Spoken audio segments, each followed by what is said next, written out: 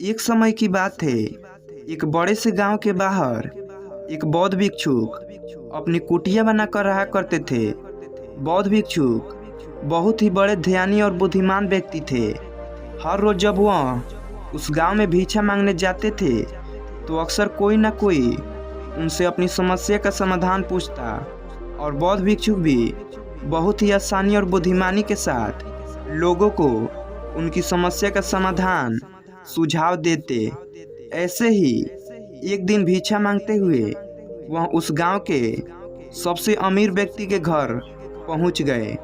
उस अमीर व्यक्ति के घर में एक बहुत बड़ी समस्या थी और वह समस्या यह थी कि अक्सर उसके घर के लोग आपस में झगड़ते रहते थे। घर में शांति और आपसी भाईचारे की कमी थी।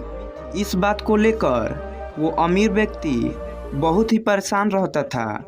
अमीर व्यक्ति ने बौद्ध भिक्षु की बुद्धिमानी और समस्याओं को सुलझाने की उनकी काबिलियत के बारे में सुन रखा था।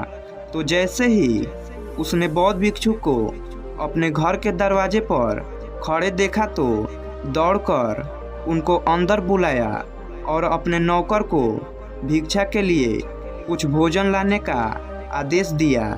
नौकर रसोई से कुछ भोजन लेकर आया। उस अमीर आदमी ने वो भोजन भिक्षुक के भिक्षा पात्र में डाल दिया। बौद्ध भिक्षुक उस अमीर आदमी का धन्यवाद कर वहाँ से जाने लगे तो उस अमीर आदमी ने उन्हें रोकते हुए कहा, महात्मा, मैं आपसे एक प्रश्न पूछना चाहता हूँ। बौद्ध भिक्षुक ने मुस्कुराते हुए कहा, पूछो, क्या प्रश्न है तुम्हारा?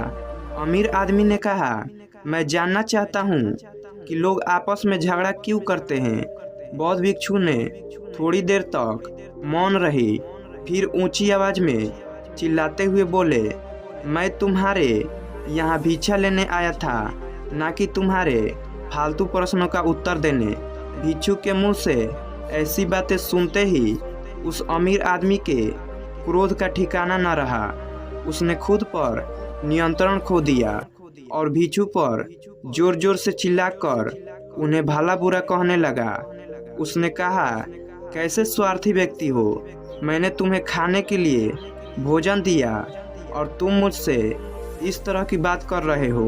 उस अमीर व्यक्ति ने गुस्से में बौद्ध भिक्षु को बहुत से अपशब्द कहे, लेकिन बौद्ध भिक्षुक बिना एक भी शब्द बोले शांति से उस अमीर व्यक्ति की सारी बातें सुनते रहे और वो उन पर चिल्लाता रहा। लेकिन थोड़ी देर बाद जब वह व्यक्ति शांत हुआ तो बौद्ध भिक्षुक ने मुस्कुराते हुए कहा, मेरे दोस्त, जैसे ही मैंने तुम्हारे साथ बुरा बर्ताव किया तुम्हें क्रोध आ गया और क्रोध में तुमने मुझ पर चिल्लाना शुरू कर दिया, और अगर उसी समय मैं भी तुम पर क्रोधित होकर चिल्लाना शुरू कर देता तो हमारे बीच बहुत भयंकर लड़ाई हो सकती थी।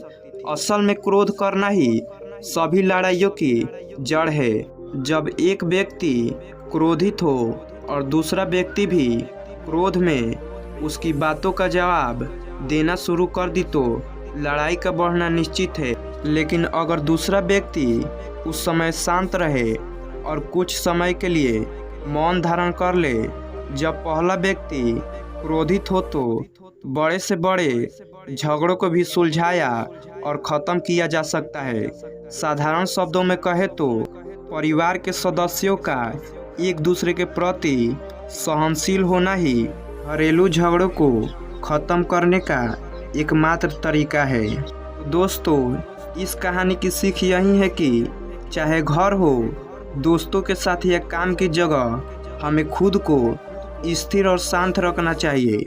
और अगर कोई हम पर गुस्सा भी होता है तो जहाँ तक संभव हो सके हमें शांति से ही उसका उत्तर देना चाहिए, क्योंकि जैसे ही हम सामने वाले पर क्रोधित होते हैं तो छोटी से छोटी बात भी बड़ी बन सकती है और हमारा बड़ा नुकसान कर सकती है। धन्यवाद।